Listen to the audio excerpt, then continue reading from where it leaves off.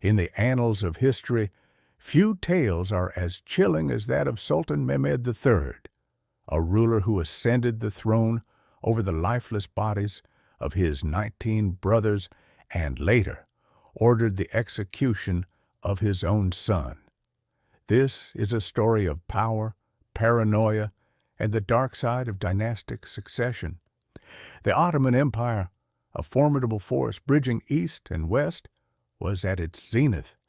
Yet, within the gilded walls of its palaces, a brutal practice ensured the empire's continuity: fratricide. Instituted by Mehmed II, known as Mehmed the Conqueror, the law of fratricide was a grim decree allowing a sultan to eliminate his brothers to prevent civil war and ensure a stable reign. This decree stated, "Whichever of my sons inherits the sultanate, it behooves him to kill his brothers in the interest of world order. Most jurists have approved this. Let action be taken accordingly." Born in 1566, Mehmed III was the son of Sultan Murad III. Groomed for leadership, he was appointed governor of Manisa, a customary role for Ottoman princes. However, his path to the throne was paved with blood. Upon his father's death in 1595, Mehmed III ascended as sultan.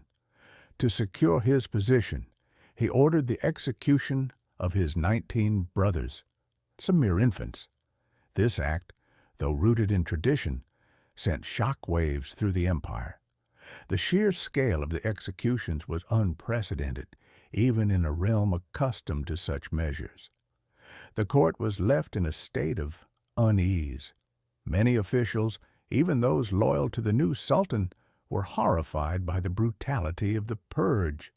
Some believed it was a necessary evil, while others feared it set a dangerous precedent. The harem, where many of the executed princes had been raised, was plunged into mourning. Even the janissaries, the elite military corps of the empire, were reportedly disturbed.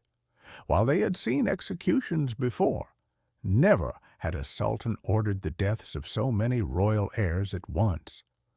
Whispers spread through the corridors of Topkapi Palace.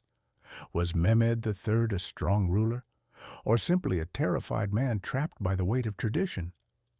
Despite securing the throne, Mehmed III was not at peace.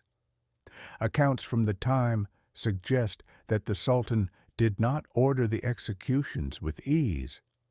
Unlike some of his predecessors who saw fratricide as a duty, Mehmed III reportedly suffered deep emotional distress after the act. He was said to have wept for days, isolating himself in his chambers. Some claim he was seen pacing the palace halls at night, unable to sleep. But whether his tears were of sorrow or of fear that his own life might be at risk if he showed weakness, remains a matter of debate. His paranoia did not end with his brothers. Years later, Mehmed III faced another impossible decision, this time involving his own flesh and blood. His son, Shehzade Mahmud, a young and ambitious prince, had gained popularity within the court. This alone was dangerous, but when rumors spread that Mahmud might be involved in a plot to overthrow his father, the Sultan's fears reached their peak. The accusations against Mahmud were never conclusively proven, but in the ruthless world of Ottoman politics, suspicions were often as deadly as facts. Fearing rebellion, Mehmed III gave the dreaded order.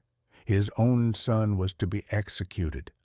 Unlike his brothers, Mahmud was no child. He was a young man who understood his fate.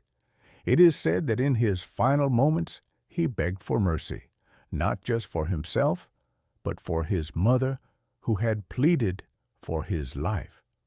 But in the cold corridors of power, mercy was a rare commodity. The court was shaken once more.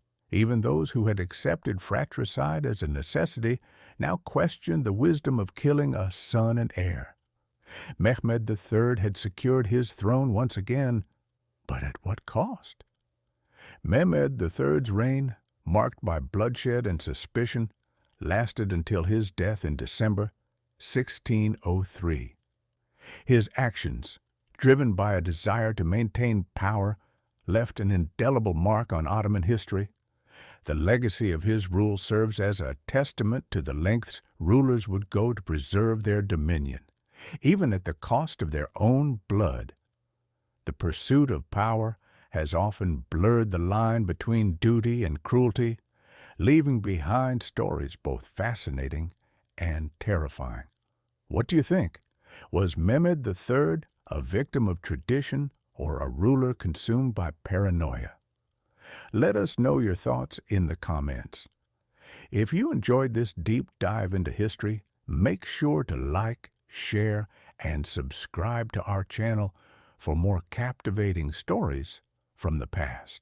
And don't forget to turn on notifications so you never miss an update. Until next time, stay curious, stay informed, and keep exploring the hidden stories of history.